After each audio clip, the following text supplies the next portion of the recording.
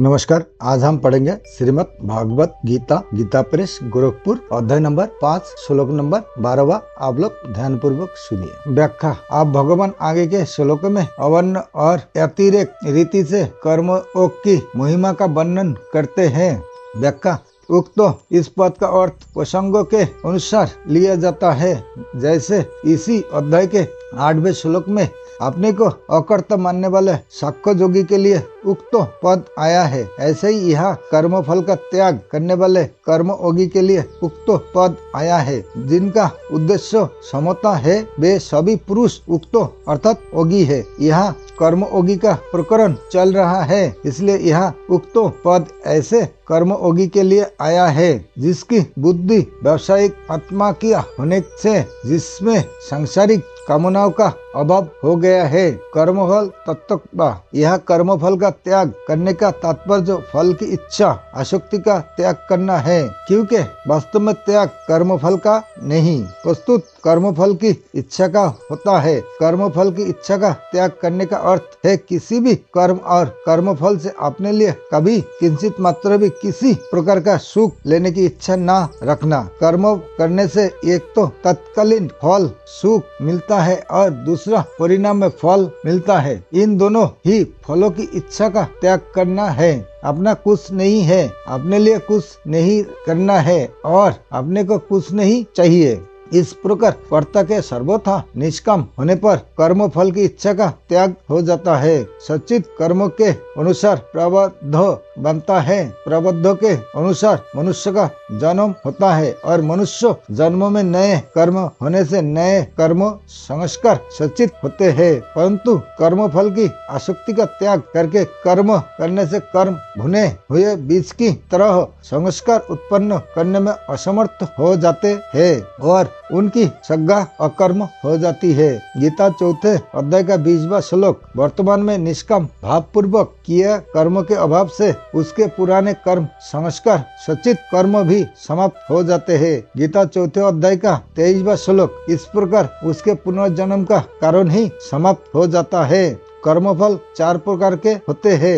एक दृष्ट कर्मफल, वर्तमान में किए जाने वाले नए कर्म का फल जो तत्काल प्रत्यक्ष मिलता हुआ दिखता है, जैसे भोजन करने से तृप्ति होना आदि। 2 अदृष्ट कर्मफल, वर्तमान में किए जाने वाले नए कर्म का फल जो अभी तो सचित रूप से संहित होता है पर भविष्य में इस लोक और परलोक में अनुकूलता या प्रतिकूलता रूप में मिलेगा। 3 प्राप्त कर्मफल, प्रबंध के अनुसार वर्तमान में मिले हुए शरीर, जाति, वर्ण, धन, संपत्ति, अनुकूल या प्रतिकूल परिस्थिति आदि। 4 अपाप कर्मफल, प्रबद्ध कर्मों के फल रूप में जो अनुकूल या प्रतिकूल परिस्थिति भविष्य में मिलने वाली है।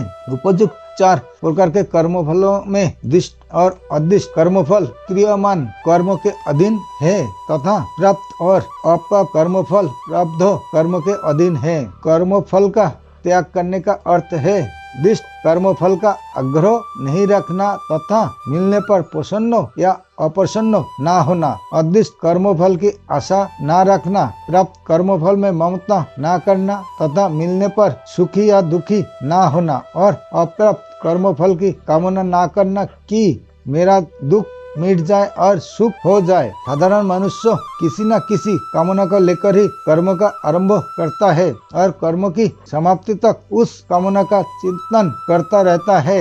जैसे व्यापारी धन की इच्छा से व्यापार आरंभ करता है तो उसकी वित्तीय धन के लाभ और हानि की ओर ही रहती है कि लाभ हो जाए, हानि ना हो। धन का लाभ होने पर वह प्रसन्न होता है और हानि होने पर दुखी होता है। इसी तरह अभी मनुष्य स्त्री पुत्रों, धन, मान, बड़ाई आदि कोई ना कोई अनुकूल फल की इच्छा रखकर ही कर्म करते हैं, परंतु कर्मयोगी फल की इच्छा का त्याग करके कर्म करता है। यहाँ स्वाभाविक प्रश्न उठता है कि अगर कोई इच्छा ही ना हो तो कर्म करे ही क्यों? इसके उत्तर में सबसे पहली बात तो यह है कि कोई भी मनुष्य किसी भी अवस्था में कर्मों का सर्वथा त्याग नहीं कर सकता। गीता 3 अध्याय का 5वां श्लोक। यदि ऐसा मान भी लिया जाए कि मनुष्य बहुत असमय कर्म का स्वरूप से त्याग कर सकता है, तो भी मनुष्य के भीतर जब तक संसार के प्रति राग है तब तक वह शांति से कर्म किए बिना नहीं बैठ सकता। उससे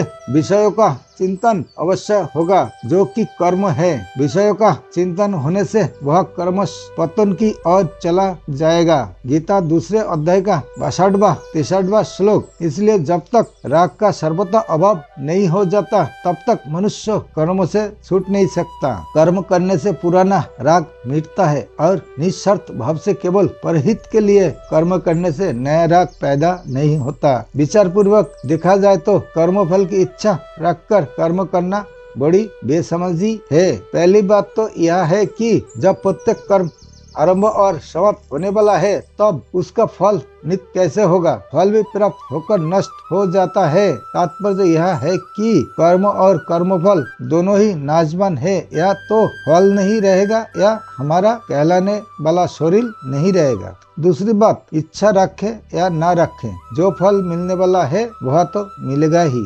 इच्छा करने से अधिक फल मिलता हो और इच्छा ना करने से कम फल मिलता हो, ऐसी बात नहीं है। अंत फल की कामना करना बेसमझी ही है। निष्काम भाव से अर्थात फल की कामना ना रखकर लोक हितार्थ कर्म करने से कर्मों से संबंध विच्छेद हो जाता है।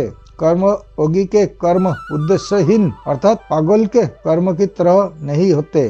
प्रस्तुत परमात्मा तत्व की प्राप्ति का महान उद्देश्य रखकर ही वह लोक हितार्थ सब कर्म करता है। उसको कर्म का लक्ष्य परमात्मा तत्व रहता है, सांसारिक पदार्थ नहीं। शरीर में ममता न रखने से उसमें आलस्य, अकस्माता आदि दोष नहीं आते। प्रस्तुत वह कर्मों को सुचारू रूप से और तत्परता के साथ करता है। मार्मिक बात, जिन कर्मों को करने से नाशवान पदार्थों की प्राप्ति होती है वे ही कर्म निष्काम भाव पूर्वक एकमात्र परमात्मा तत्व की प्राप्ति का उद्देश्य रखकर लोक हितार्थ करने से नित्य सिद्ध परमात्मा तत्व की अनुभूति में हेतु बन सकते हैं। 3 अध्याय के 20वें श्लोक में कहा गया है कि कर्म के द्वारा ही जनकादि कर्मयोगियों को परमात्मा प्राप्ति रूप सिद्धि मिली। और 6 अध्याय के 30 श्लोक में कहा गया है कि योग में अड़ूर होने के लिए कर्म करना आवश्यक है। इन सब बातों से यह अर्थ निकलता है कि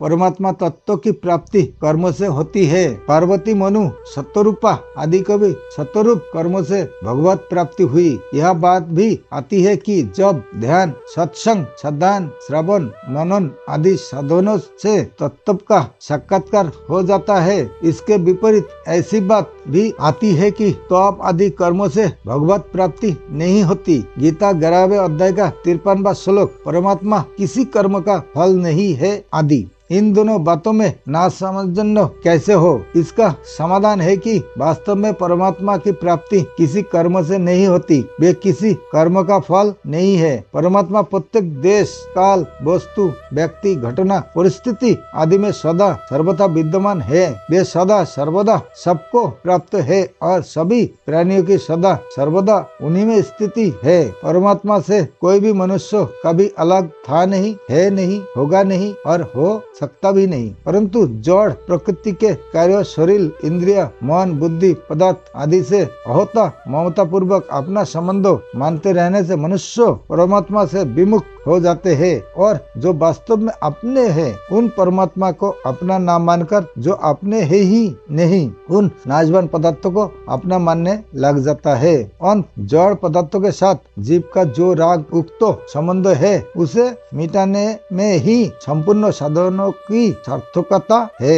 जड़ता से सर्वथा संबंध विच्छेद होते ही नित्य प्राप्त परमात्मा का अनुभव हो जाता है। अंत तप आदि साधन करते करते जब जड़ता से संबंध विच्छेद हो जाता है तभी परमात्मा प्राप्ति होती है। वही संबंध विच्छेद तब बहुत सुगमता से हो जाता है। तब निष्काम भाव से केवल लोक हित के लिए कर्तव्य कर्म किया जाए। परमात्मा किसी साधन से खरीदे नहीं जा सकते, क्योंकि प्रकृति के संपूर्ण पदार्थ एक साथ मिलकर भी चिन्मय और अविनाशी परमात्मा की किंचित मात्र भी समता नहीं कर सकते। दूसरी बात, मूल्य देकर जो वस्तु मिलती है वह उस मूल्य से से कमजोर, कम मूल्य वाली ही होती है। यदि कर्मों से परमात्मा मिल जाए तो वे कर्मों से कर्मजोर ही सिद्ध होंगे। यह एक मार्मिक बात समझने की है कि प्राय साधक जिन शरीर, इंद्रिया, मन, बुद्धि आदि से साधन करते हैं, उनका संबंध महत्व और आश्रय रखते हुए ही साधन करते हैं।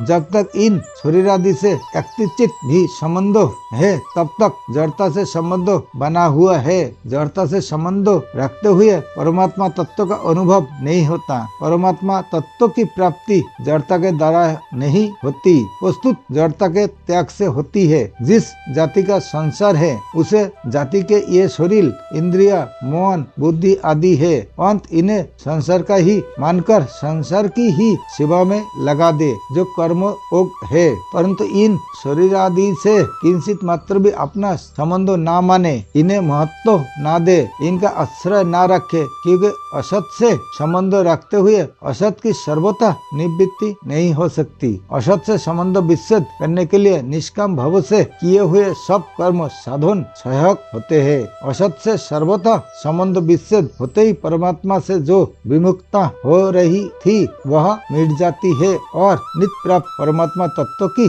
अनुभूति हो जाती है। यह बात अनुभव सिद्ध है कि सांसारिक पदार्थों की कामना और ममता के त्याग से शांति मिलती है। सुषुप्ति में जब संसार की विस्मृति हो जाती है, तब उसमें भी शांति का अनुभव होता है। यदि जागृत में ही संसार का संबंध विच्छेद, कामना, ममता का त्याग हो जाए तो भी कहना ही क्या है। ऐसी नींद आने, किसी कार्य के पूरा होने, लड़की का विवाह होने आदि से भी एक शांति मिलती है। तात्पर्य है कि सांसारिक कामना, ममता और आसक्ति का त्याग करते ही शांति प्राप्त होती है। परंतु इस शांति का उपभोग करने से, अर्थात इसमें सुख लेने से और इसे ही लक्ष्य मान लेने से साधक इस शांति के फल स्वरूप मिलने वाली नैष्ठिकी शांति अर्थात परमात्मा शांति से वंचित रह जाता है, कारण कि यह शांति ध्येय नहीं है, प्रस्तुत परम शांति का कारण है। संसार के संबंध विच्छेद से होने वाली शांति सत गुणों से संबंध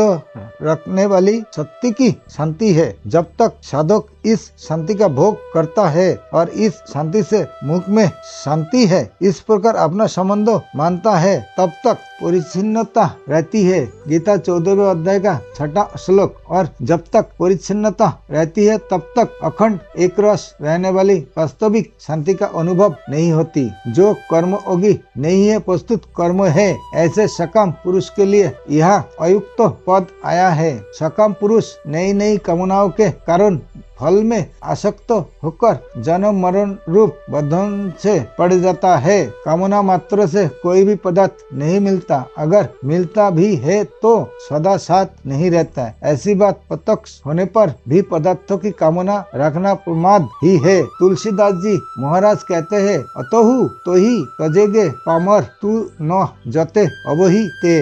इसका अर्थ यह नहीं कि पदार्थों का स्वरूप से छोड़ दे। अगर स्वरूप से छोड़ने पर ही मुक्ति होती तो मरने वाले, शरीर छोड़ने वाले सभी मुक्त हो जाते। पदार्थ तो अपने आप ही स्वरूप से छूटते जा रहे हैं। अंत वास्तव में उन पदार्थों में जो कामना, ममता और आसक्ति है, उसी को छोड़ना है, क्योंकि पदार्थों से कामना, ममता, आसक्ति पूर्वक माना हुआ संबंध ही जन्म मरण रूप बंधन का कारण है। कर्म के आचरण से कर्मों का प्रवाह केवल परिहित के लिए होने से यह माना हुआ संबंध दुर्गमता से छूट जाता है। परिशिष्ट भाव वास्तव में मुक्ति के लिए अथवा परमात्मा प्राप्ति के लिए साधन करना भी फलाशक्ति है। मनुष्य की आदत पड़ी हुई है कि वह प्रत्येक कार्य फल की कामना से करता है। इसलिए कहा जाता है कि मुक्ति के लिए, परमात्मा प्राप्ति के लिए साधन करें। वास्तव में साधन केवल असाधन को मिटाने के लिए है।